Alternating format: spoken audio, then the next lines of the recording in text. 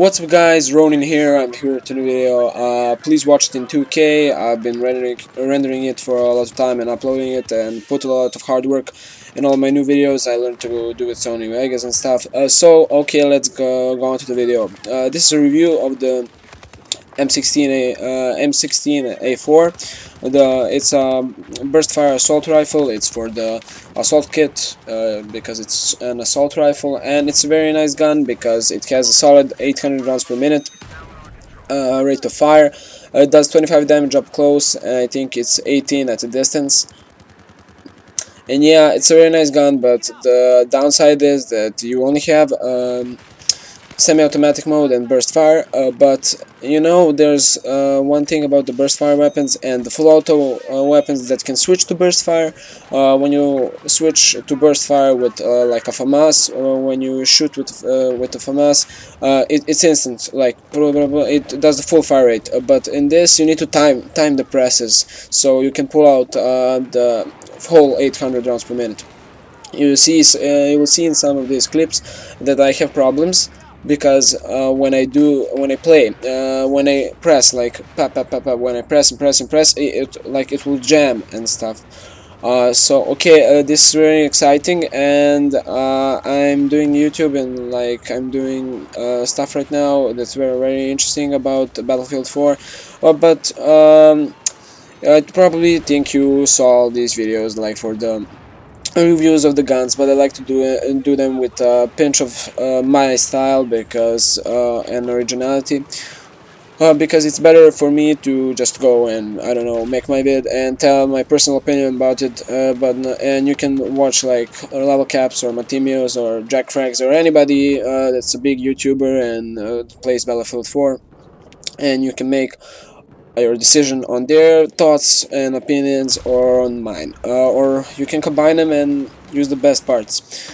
So yeah, it's a very interesting assault rifle because it's a burst fire weapon, and I had a lot of fun with it. And probably in this gameplay, I'm playing on locker, you know, you're not lagging, and I tweaked up my video settings, so you see I was playing always on low, and I found it would be better if I put a little bit of high and medium settings, because I have a GTX 750, and you know, I record with Shadowplay and stuff. You can only do that you can do that nicely with the Shadowplay mechanic. I mean, but the one problem about Shadowplay, because I record with shadow mode only, but sometimes when I record cinematics I use the active mode. It's the thing about this is the shadow mode, like when it pulls out the virtual file, because it makes a virtual file, it lags your game a little bit for like, I don't know, 2 to 3 minutes or 1 minute, I don't know, just because it's pulling the file out. So let's get back on the review. This is a very neat gun because it has a lot of good properties, but the only downside is you will burn through the ammo, because you can't switch targets easily. Because when you try to switch targets, you know, when you see one guy on the side of the building, and you try to shoot him, and you have a problem, because if another guy pops out in front of him, you have problems switching targets mid-burst, because you need to put the full burst in him. And the interesting part of the burst mechanic, the first 2 shots recoil less, but the final shot recoils the most, and this is the feeling when you get a kill with this gun. You're like, yay, I'm jumping, I'm so happy that I won and stuff, but then you realize that it's not a great gun overall, but then you jump and say like, yeah, I killed him with a not so good gun, and that's very interesting and funny, because sometimes this gun is beast, and sometimes this gun is like, oh my god, why am I using this? But see, I had unlocked attachments for it that make it decent, like the ergo grip. I started playing with it, I used the ergo grip and red dot sight and what's it called, the muzzle brake. And it's a very interesting gun overall, because and I would like more if they made it a fully automatic version, or they switched the and for carbine to the fully automatic version, because it would be much better. And in recent news, in the new patch, they're gonna add delay to the SW40 or the Schwag 40, as the guys on the Mumble server would say it. And they're just ruining a very good pistol if they do that.